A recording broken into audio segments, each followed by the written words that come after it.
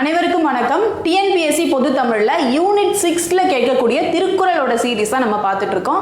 So இதுக்கு முன்னாடி வந்துட்டு திருக்குறள் சம்பந்தமான மொத்த விஷயங்களுமே அந்த வீடியோவில் நாங்கள் போட்டிருக்கோம். ஸோ அதை பார்க்காதவங்க டிஸ்கிரிப்ஷனில் லிங்க் இருக்குது, அதை பார்த்துட்டு அதுக்கப்புறமா இது பார்ட் 2 அதுக்கு வந்துட்டு இந்த வீடியோ வந்து நீங்கள் பார்க்கணும். ஏன்னா அப்போ தான் ஒரு கண்டினியூவேஷன் இருக்கும் உங்களுக்கு என்ன படிக்கிறோம் அப்படின்னு சொல்லிட்டு. ஸோ அதனால் அந்த வீடியோ பார்த்துட்டு அப்புறமா நீங்கள் இந்த வீடியோ பாருங்கள். ஏன்னா இப்போ அதில் வந்துட்டு திருக்குறளில் என்ன விஷயங்கள்லாம் இருக்குது அப்படின்னு சொல்லியிருப்போம். அது இல்லாமல் பொதுவாக திருக்குறள் சம்பந்தமான பொதுவாக என்னென்ன கேள்வி 5 வருஷம் 2020லேருந்து 2025 வரைக்கும் என்னென்ன கேள்வியெல்லாம் கேட்டிருக்காங்க அப்படின்னு சொல்லிட்டு அந்த வீடியோவில் இருக்குது. ஸோ இப்போ இந்த இடத்துல வந்துட்டு ஒரு அதிகாரத்திலும் என்னென்ன கேள்விகள்லாம் கேட்குறாங்க அப்படின்னு சொல்லிட்டு பார்க்கலாம். ஃபர்ஸ்ட் இங்கே ஸோ அறத்துப்பால்ல இருந்து எத்தனை கேள்விகள் கேட்டிருக்காங்கன்னா 111 கேள்விகள் கேட்டிருக்காங்க. இதுக்கு முன்னாடி வீடியோவில் பொதுவான கேள்விகள் 38 ஆல்ரெடி பார்த்தாச்சு. ஸோ திருக்குறள்லேருந்து மொத்தம் 252 வினாக்கள் வந்துட்டு மொத்தமாக இந்த 5 வருஷத்துலேயே 252 கேள்விகள் வந்து நமக்கு கேட்டிருக்காங்க. ஓகேயா? ஸோ அறத்துப்பால்ல இருந்து 111 கேள்வி வந்து நம்ம அதுலேயே பார்ட் 1 பார்ட் 2 அப்படின்னு சொல்லிட்டு நம்ம பார்க்க போகிறோம். ஓகேவா? ஓகே, அறத்துப்பால் பாயிரவியல் வான் சிறப்பு அப்படின்ற தலைப்புல இருந்து என்ன கேள்வி கேட்டிருக்காங்க அப்படின்னா டேஷ் இரண்டும் தங்கா வியனுலகம் வானம் வழங்காதெனின். ஓகேவா? ஸோ இது வந்து திருக்குறளை கொடுத்துட்டு அதுக்கு முன்னாடி இருக்க 2 வார்த்தைகள் என்ன கேட்டிருக்காங்க அப்படின்னு சொல்லி கேட்குறாங்க. ஸோ என்ன அப்படின்னா தானம் தவம். ஓகேவா? தானம் தவம் இரண்டும் தங்கா வியனுலகம் வானம் வழங்காது எனின்.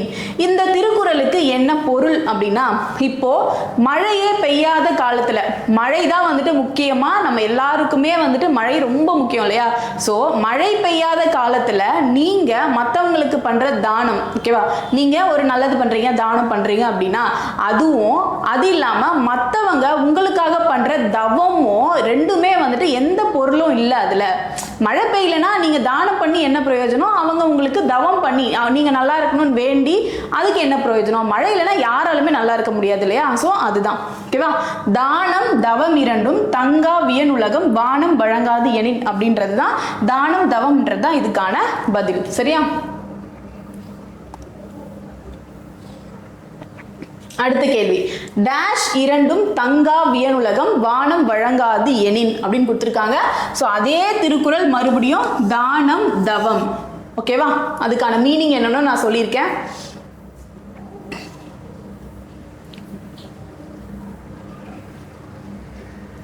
அடுத்தது துப்பார்க்கு துப்பாய துப்பாக்கி துப்பார்க்கு துப்பாய தூவும் மழை. இந்த திருக்குறள் எல்லாருக்குமே நல்லாவே தெரியும்.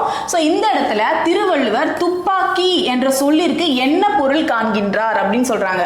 ஸோ துப்பாக்கி அப்படின்றதுக்கு என்ன அப்படின்னா உண்டாக்குதல் அப்படின்னு அர்த்தம். இந்த திருக்குறளுக்கான பொருள் என்ன அப்படின்னா இப்போ மழை பெய்யுது இல்லையா? ஸோ இது வந்து வான் சிறப்புன்றதுனால ஃபுல்லாகவே நமக்கு மழை ரிலேட்டடாக தான் கேள்வி கேட்டிருப்பாங்க. ஸோ மழை பொழிந்து ஒரு உணவு உண்டாவதற்கு ஆனால் தான் இங்கே துப்பாக்கி அப்படின்னா உண்டாக்குதல். ஓகேவா? ஒரு உணவு உண்டாக்குறதுக்கு தண்ணி தேவைப்படுது. ஆனால் அந்த உணவு கூட நமக்கு வந்துட்டு என்ன பண்ணுவோம்? சாப்பிடும்போது தண்ணி தேவைப்படுது இல்லையா? ஸோ ஒரு உணவு உண்டாக்குறதோடு இல்லாமல் அந்த உணவாகவே எது இருக்கு அப்படின்னா மழை இருக்கு அப்படின்னு சொல்லிட்டு சொல்லியிருக்காங்க. அப்போ திருவள்ளுவர் துப்பாக்கி என்ற சொல்லிற்கு என்ன பொருள் காண்கின்றார் அப்படின்னா உண்டாக்குதல். ஓகேவா?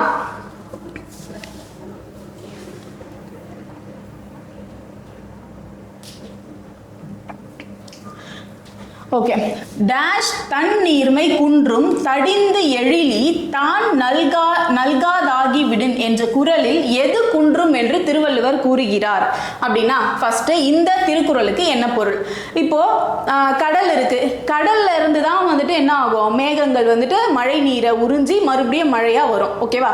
அது மாதிரி இப்போ கடல் நீர்ல இருந்து உறிஞ்சின மேகம் மழை பொழியாம நிறுத்திருச்சு அப்படின்னா அந்த கடல் கூட என்ன ஆகும்? வற்றி விடும், வாடிவிடும் அப்படின்ட்டு சொல்றாங்க. அப்போ இந்த இடத்துல இதுக்கு என்ன வரும் ஆன்சர்? நெடுங்கடல். நெடுங்கடல் தன் நீர்மை குன்றும். நெடுங்கடல் வந்து எப்போ நீர்மை குன்றுமா? தடிந்து எழிலி தான் நல்காதாகிவிடும். எழிலி அப்படின்னா மேகம். ஸோ மேகம் வந்துட்டு மழை பொழியாம நிறுத்திடுச்சு அப்படின்னா அது வந்துட்டு கடலா பெரிய கடலா இருந்தாலும் அது வத்திடும் அப்படின்ட்டு சொல்றாங்க. ஓகேவா?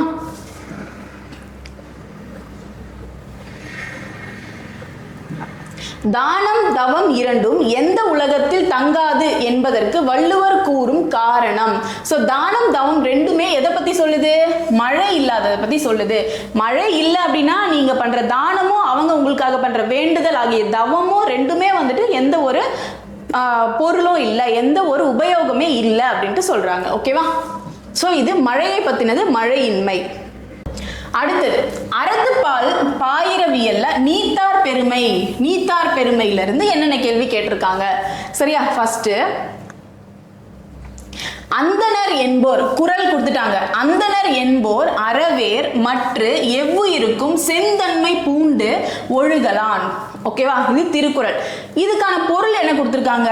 ஒவ்வொரு நாட்டிலும் அந்தந்த நாட்டு பண்பாட்டின்படியே ஒழுக்க வரம்பிற்கும் பிராமணன் வேதத்தை மறந்தானா மறக்கவில்லையா என்பது தமிழ்நாட்டில் ஆய்விற்குரியதன்று.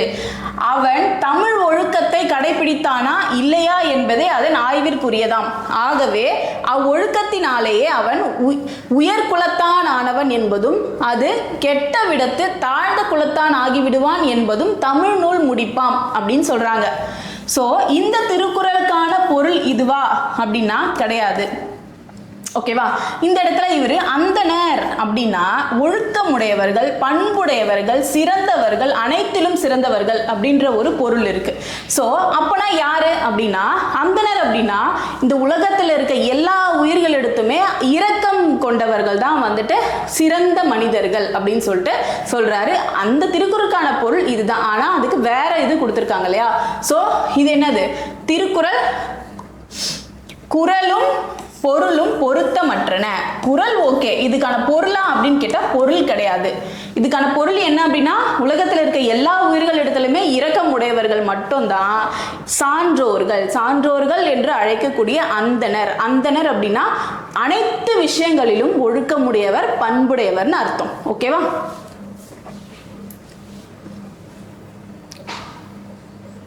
நீத்தார் பெருமையிலிருந்து ஒரு கேள்வி மட்டும்தான் கேட்டிருக்காங்க. அதாவது அறத்துப்பால் பாயிரவியல்ல. அடுத்தது அரண் வலியுறுத்தல். அரண் வலியுறுத்தல் அப்படின்ற தலைப்புல இருந்து என்ன கேள்வி கேட்டிருக்காங்க? சரியா?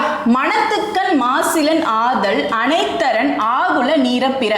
இக்குறளின் அடிப்படை, இந்த குறளை அடிப்படையா வச்சு கூற்று காரணம் கொடுத்திருக்காங்க. சரி, அது என்னன்னு பார்க்கலாம். சோ கூற்று என்ன கொடுத்திருக்காங்க? மனம் தூய்மையாய் இருப்பின் அதன் வழிபட்ட முக்கரண வினைகளும் தூய்மையாய் இருக்கும். ஆதலின் மாசில்லா மனமே அறத்திற்கு அடிப்படை. ஓகே, அந்த திருக்குறளுக்கு எக்ஸாக்ட் பொருள்னா அதுதான், கூற்றுனா அதுதான். சரி, அதுக்கான காரணம்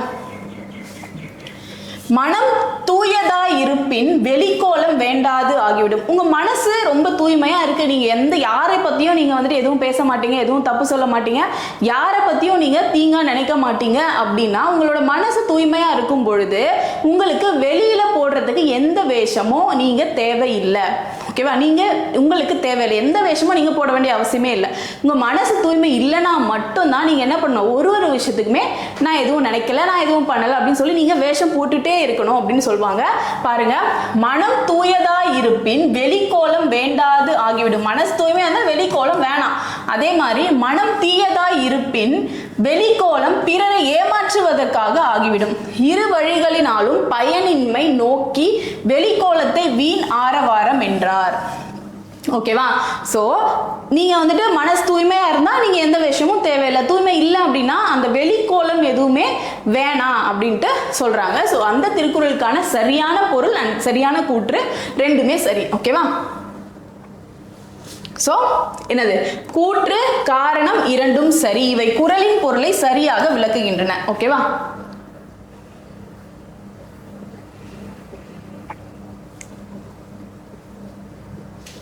ஓகே, இழுக்கா இயன்றது அறம் எவை அப்படின்னு கொடுத்துட்டாங்க.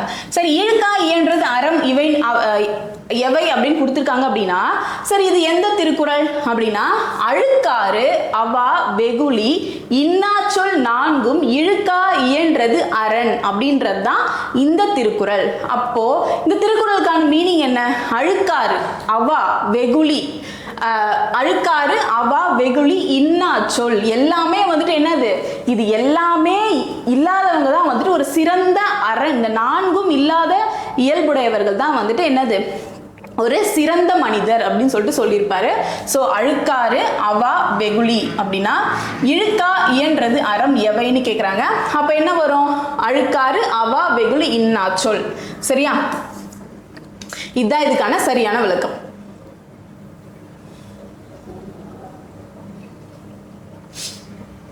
ஓகே, இதுல அழுக்காறு அவா வெகுளி அப்படின்னா என்ன? அழுக்காறு அப்படின்னா என்னது?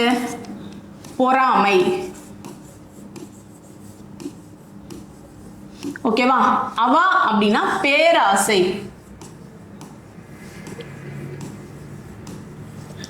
அவா அப்படின்னா என்னது? சினம். வெகுளி இன்னாச்சொல். சாரி, அவானா பேராசை, வெகுளினா சினம், இன்னாச்சொல்னா கடும் சொற்கள். ஓகேவா? இந்த நான்குமே இல்லாத ஒருத்தர் தான் வந்துட்டு என்னது? சிறந்த மனிதர் அப்படின்ட்டு சொல்லியிருப்பாரு. ஓகேவா? ஓகே, பொறாமை அங்க சொன்னல, பொறாமை, ஆசை, சினம், கடுஞ்சொல், அழுக்காறு, அவா, வெகுளி, இன்னாச்சொல் ஆகியவற்றிற்கு இடம் கொடுக்காமல் வாழ்வதே சிறந்தது என்று திருவள்ளுவர் எந்த அதிகாரத்தில் குறிப்பிடுகிறார்? இப்படியும் கேள்வி கேட்பாங்க. திருக்குறள் இல்லைன்னா அதுக்கான மீனிங்கை கொடுத்துட்டு அது எந்த அதிகாரத்துல இருந்து கேட்டிருக்காங்க அப்படின்னு சொல்லி கேட்பாங்க. ஸோ அரண் வலியுறுத்தல் என்ற அதிகாரத்தில் இருந்து கேட்கப்பட்டது. ஓகேவா?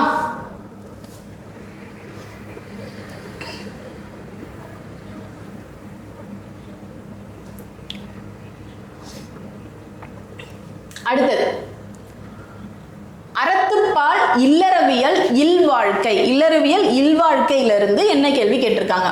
திருவள்ளுவர் தமது குடும்ப வாழ்க்கையின் முக்கியமான கொள்கையாக வலியுறுத்துவது எது? சோ எதை சொல்றாரு? அன்பு. ஓகேவா? அன்பு தான் வந்துட்டு ஒரு முக்கியமான கொள்கையா அவர் வலியுறுத்துவார். அன்பு பண்பு ரெண்டுமே ஒரு இல்வாழ்க்கைக்கு தேவையான ஒரு விஷயம் அப்படின்னு சொல்லிட்டு திருவள்ளுவர் சொல்லியிருப்பாரு.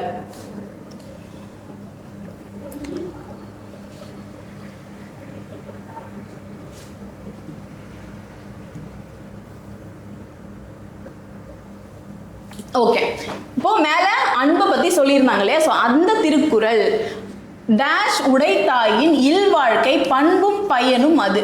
மேற்காணும் திருக்குறளில் எவை இரண்டை திருவள்ளுவர் இல்வாழ்க்கைக்கு உகந்தது என குறிப்பிடுகிறார்? அன்பும் அரணும் உடைத்தாயின் இல்வாழ்க்கை பண்பும் பயனும் அது. ஸோ அன்பும் அரணும் தான் வந்து கரெக்டான விடை. ஸோ ஒரு இல்லற வாழ்க்கைக்கு, ஒரு கணவன் மனைவி சேர்ந்து வாழக்கூடிய ஒரு இல்லற வாழ்க்கைக்கு என்ன விஷயங்கள் ரொம்ப முக்கியமானது அப்படின்னா அன்பும் பண்பும் ரொம்ப முக்கியமானது அப்படின்ட்டு சொல்றாரு. சரியா? ஸோ அன்பும் அரணும். ஓகே,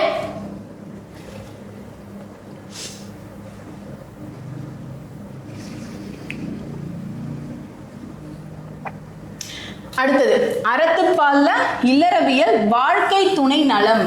சரியா? வாழ்க்கை துணை நலத்துல என்ன கேள்வி கேட்டிருக்காங்க? மங்களம் என்ப மனைமாட்சி மற்று அதன் நன்கலம் எதுன்னு கேட்டிருக்காங்க. சோ மங்களம் என்ப மனைமாட்சி மற்று அதன் நன்கலம் நன்மக்கட்பேறு. சோ இது திருக்குறள். சரியா? நன்மக்கட்பேறுன்றது கடைசியா வரும்.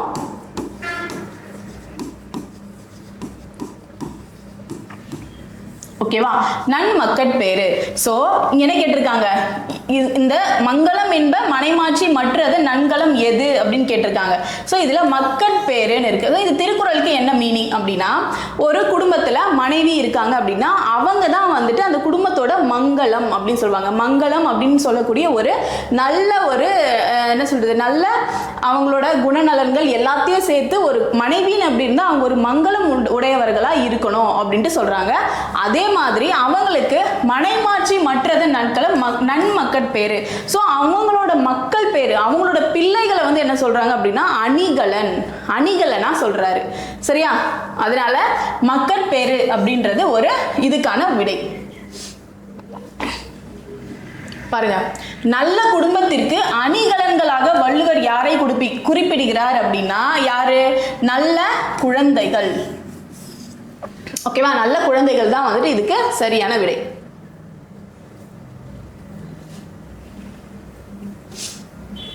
அடுத்தது அறத்துப்பால்ல இருந்து புதல்வரை பெறுதல் அப்படின்ற தலைப்புல இருந்து என்னென்ன கேள்வி கேட்டிருக்காங்க?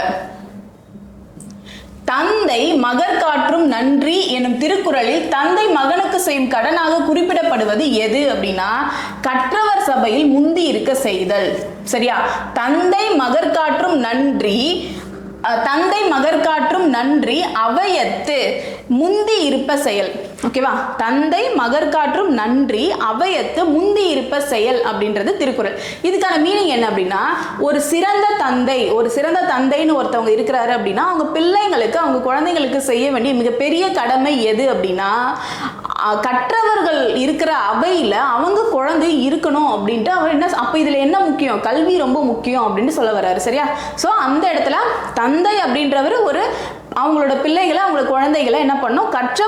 கற்றவர்கள் இருக்கிற அவையில் அவங்க குழந்தையும் இருக்கணும்னு நினைக்கணும். அதுதான் மகருக்கு செய்யக்கூடிய ஒரு மிகப்பெரிய நன்றி அப்படின்ட்டு சொல்றாங்க. சரியா? கற்றவர் சபையில் முந்தி இருக்க செய்தல். ஓகே. வள்ளுவர் கூற்றுப்படி மழலை சொல் கேளாதவர் எவற்றை இனிது என்பார்கள். ஸோ யாழ் இனிது குரல் இனிது என்பர் தம் மக்கள் மழலை சொல் கேளாதார் அப்படின்றது திருக்குறள். அதுக்கு என்ன பொருள் அப்படின்னா தங்களோட குழந்தைகளோட மழலை சொல்னு சொல்லுவாங்க. மழலை சொல் கேட்டிருக்கீங்களா? ரொம்ப அது கேட்டே இருக்கலாம். அந்த குழந்தைங்க பேசுறது சிரிக்கிறது எல்லாமே ரொம்ப அழகா இருக்கும். ஸோ அதுதான் வந்துட்டு மழலை சொல் அப்படின்னு சொல்லுவாங்க. அந்த மழலை சொல்ல கேட்காதவங்க தான் வந்துட்டு யாழ் இனிது குழல் இனிது அப்படின்னு சொல்லுவாங்க. யாழ் அப்படின்றது குழல் மாதிரி ஒரு இசைக்கருவி. ஸோ அந்த இசைக்கருவியில இருந்து வரக்கூடிய இசை அவ்வளோ அருமையா இருக்கும் அப்படின்னு சொல்றாங்க. அதையும் விட அருமையானது எது? மழலை சொல் அப்படின்னு சொல்லுவாங்க. ஓகேவா? ஸோ குழல் இசை யாழ் இசை தான் இனிமையானது அப்படின்னு சொல்றவங்க அவங்களோட குழந்தைகளோட மழலை சொல்ல கேட்டே இருக்க மாட்டாங்க அப்படின்னு சொல்லிட்டு சொல்லியிருக்காரு. சரியா?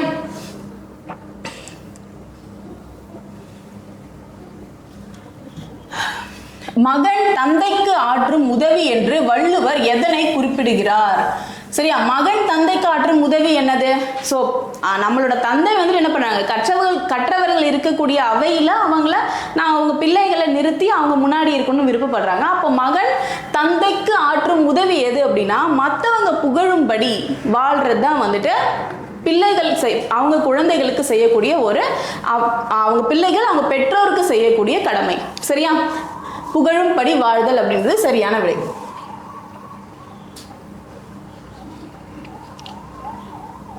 ஓகே. அமிர்தத்தை விட இனிமையானது என்று வள்ளுவர் எதனை சுட்டுகிறார் அப்படின்னா தம் மக்கள் சிறுகை அளாவிய கூழ். சரியா? ஸோ அமிர்தத்தை விட இனிமையானது எது அப்படின்னா ஸோ அதாவது அவங்களோட பேரண்ட்ஸ் பெற்றோர்களுக்கு அமிர்தத்தை விட அதை விட அதிகமான ருசியானது எது அப்படின்னு கேட்டால் அவங்க குழந்தைகள் கையால் சாப்பிட்ற அந்த கூழாக இருந்தாலும் அது ரொம்ப சுவையாக இருக்கும் அப்படின்னு சொல்லியிருப்பாங்க. ஓகேவா? அடுத்தது மண்ணுயிர்க்கு எல்லாம் இனிது ஏது அப்படின்னு சொல்றாங்க. ஸோ இதுக்கான திருக்குறள் தம்மின் தம் மக்கள் அறிவுடைமை மாநிலத்து மண்ணுயிர்க்கெல்லாம் இனிது. அப்போனா மண்ணுயிர்க்கெல்லாம் இனிது எது? தம்மின் தம் மக்கள் அறிவுடைமை. சரியா? தன்னை விட அதாவது பெற்றவர்களை விட தன்னோட குழந்தைகள் ரொம்ப அறிவுடையவரா இருக்கிறாங்க அப்படின்னு தெரிஞ்ச விஷயம் தான் வந்துட்டு பெற்றவங்களுக்கு மட்டுமே அது இனிமையான விஷயம் கிடையாது. இந்த உலகத்தில் இருக்க எல்லா உயிர்களுக்குமே அது ஒரு மகிழ்ச்சியான விஷயம், மகிழ்ச்சியான செய்தி, மகிழ்ச்சியா இருக்கும் அப்படின்ட்டு சொல்றாங்க. ஸோ மண்ணுயிர்க்கெல்லாம் இனிது எது? தம்மின் தம் மக்கள் அறிவுடைமை. பெற்றவர்களை விட பிள்ளைகள் வந்துட்டு அறிவுடைமையா இருக்கிறவங்க தான் வந்து மகிழ்ச்சி. சரியா? யாழை விட இனிமையானது என்று வள்ளுவர் எதனை குறிப்பிடுகிறார் அப்படின்னா மழலை சொல். முன்னாடி அந்த திருக்குறள் பத்தி பார்த்தோம்.